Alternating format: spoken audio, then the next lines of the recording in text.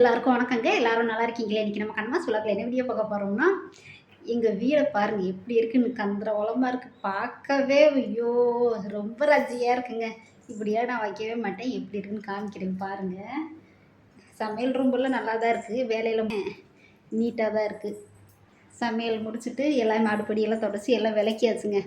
என் பையன் காலேஜ்லேருந்து கொண்டு வந்ததுங்க பாருங்க. இந்த செம்பு பாத்திரம் விளக்கணும். நல்லா பளிச்சுன்னு தண்ணி ஊற்றி வச்சுருந்தேன். அது இப்போ ஊற்றி வைக்கிறது இல்லை. அது தூசியாக இருக்குது. முட்டை இப்போ தான் பார்த்திங்கன்னா விரதம் பிடிச்சிருந்தோம் 3 மாதமா. சரி பசங்க வந்துட்டாங்களா அவங்களுக்கு செஞ்சு கொடுக்கலாமேன்னு முட்டை வாங்கிட்டு வந்தோம் 30 முட்டை. நேற்று முட்டை குழம்பு வச்சு கொடுத்தேங்க. இன்றைக்கி தான் மட்டனே வாங்கியிருக்கு 3 மாதத்துக்கு. பாருங்கள் இந்த ஜக்கு தண்ணி காய வைக்கிறது என் பையன் எப்படி கொண்டு வந்திருக்கான்னு.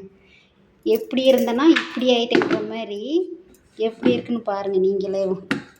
இது ரிப்பேராக வேறு இருக்கான். இன்னும் சர்வீஸ்க்கு வேறு கொடுக்கணும். முட்டை வேக வச்சு சாப்பிட்றதுக்கு. அதுக்கப்புறமா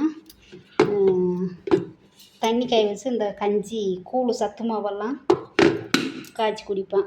அதுக்காக கொடுத்து விட்டதுங்க. ரிப்பேராக இருக்குது. இது சரி பண்ணணும், இல்லைன்னா புதுசு தான் வாங்கி கொடுக்கணும். எப்படி இருக்குன்னு பாருங்கள். இன்னும் அரிசி வேறு கொட்டி வைக்கணும். அந்த ட்ரம்மெல்லாம் கழுவி துணி பாருங்கள். நேற்று துவைக்கலை, ஒரு நாள் துவைக்கலை. இவ்வளோ துணி ஆயிடுச்சு. மிஷினில் வேறு துணி இருக்குது. இதை காய போடணும். கையில் பாதி துவைச்சேன், மிஷினில் பாதி துவைச்சேன். பையன் சாப்பிட்டுட்டு இருக்கான். வீடு பாருங்கள். இது எல்லாமே காசுலேருந்து கொண்டு வந்தது. இது எல்லாத்தையுமே எடுத்து வைக்கணும். அலசுறேன்றேன், வேண்டான்னு சொல்லிட்டேன் என் பையன். நான் கஷ்டப்பட்டு அங்கேருந்து துவைச்சி கொண்டு வந்திருக்கேன், நீங்கள் மறுபடியும் துவைக்கிறீங்களா அப்படின்ட்டான். சரி எனக்கு வேலை மிச்சம். அந்த பெட்ஷீட்டெல்லாம் பார்த்திங்கன்னா துவைச்சிட்டேன். போர்வை 2 போர்வையுமே மிஷினில் போட்டு எடுத்து வச்சாச்சு. அது எதையுமே எடுத்து வைக்கல பாருங்கள். சட்டையை கழட்டி எப்படி போட்டிருக்கான்னு. இந்த அங்கே ஒரு பேப்பர், அங்கே ஒரு பேப்பர். ஐயோ வீடு ரஜையாக இருக்குங்க. இந்த இது பாருங்கள். இந்த பேக் வேறுங்கன்னு இருக்குது. இந்த ரூமில் என் சின்ன பையன் இருக்கான். அந்த ரூம் ரொம்ப கன்றாவியாக இருக்கும். அதை காமிக்க வேணாம். இந்த ரூம் பாருங்கள். இது பார்த்திங்கன்னா என் பையன் ஆர்டர் பண்ணி வாங்கியிருக்கான் தம்பியோட சேனலுக்காக.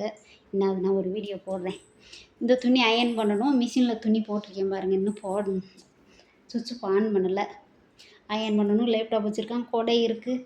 வீடு அப்படியே கசகசன்னு இருக்குது. இப்படி இருந்தாலே எனக்கு பிடிக்காது.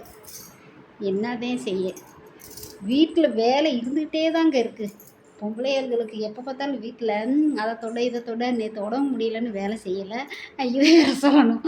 அது அப்படியேவும் எல்லாம் அப்படியே போட்ட மாதிரிக்கு இருக்குது. இன்றைக்கி தான் எல்லாமே எடுத்து வைக்கணும். ஒன்றுன்னா அங்கிட்டு சுற்றுனா இங்கிட்டு வேலை செய்யும், இங்கிட்டு சுற்றுனா இங்கிட்டு வேலை செய்யும். எங்கிட்டு தான் நான் திரும்புறது பாருங்கள். அப்படியே ஒளி அடிக்குது பாருங்கள். என் முகமே தெரியல. இந்த பெட்ஷீட்டை எதுக்கு போட்டிருக்காருன்னு நான் காமிச்சு வாங்க. இந்த பெட்ஷீட் பாருங்கள்.